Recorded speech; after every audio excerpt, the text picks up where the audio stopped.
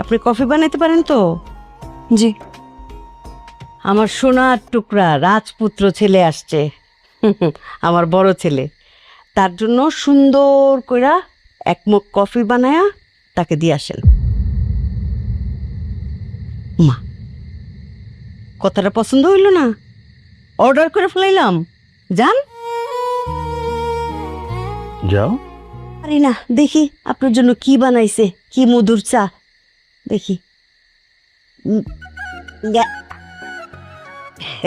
এটা চা না আর কিছু। আচ্ছা ঠিক আছে, মাঝে মাঝে বিষও খাইয়া হজম করতে হয়, খাই ফেলাই আমি।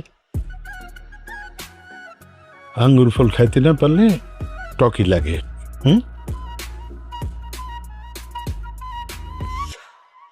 চা কইলাম ভালোই বানায়।